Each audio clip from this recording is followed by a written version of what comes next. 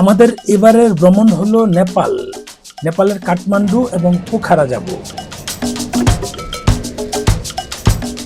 সকালের ফ্লাইট ছিল, তাই সকাল সকাল চলে আসলাম। এবার আমাদের সফর সঙ্গী 11 জন।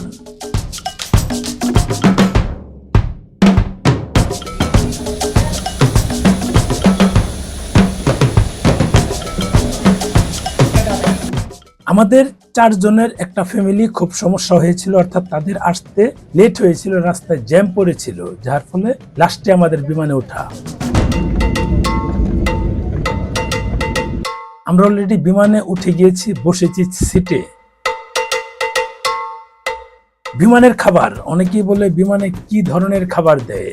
আমরা আজকে ঢাকা থেকে নেপাল যাচ্ছি এই খাবার।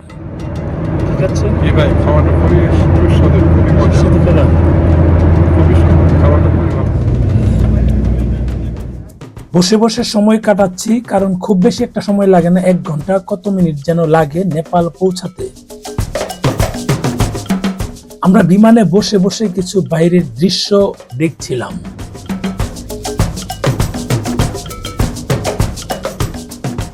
এই যে ওয়েটার ভাইরা যাচ্ছে, শব্দটা খারাপ শোনা গেলেও এটাই ঠিক। যারা হোটেলে সার্ভিস দেয়, অর্থাৎ খাবার হোটেলে, তাদের সার্ভিস এই সার্ভিস কিন্তু সেম।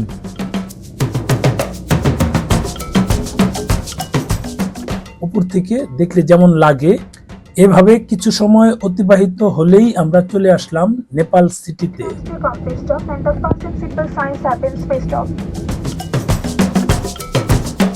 আমরা কিন্তু অলরেডি ল্যান্ড করেছি। কাতার এয়ারলাইন্স, দেখুন বিমান থেকে আমরা এখন নেমে যাব। এখানে অনেক দেশের বিমানই যাতায়াত করে থাকে, যদিও বিশ্বের রিস্কি বিমানবন্দরগুলোর মধ্যে এটা অন্যতম।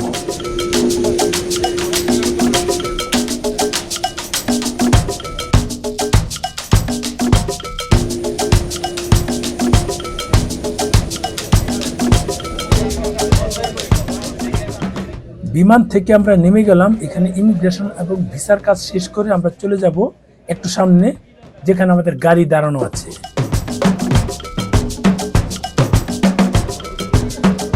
নেপালে নেমে আমাদের সকল আনুষ্ঠানিকতা শেষ করে এখান থেকে মোবাইল সিম নিয়ে নিলাম।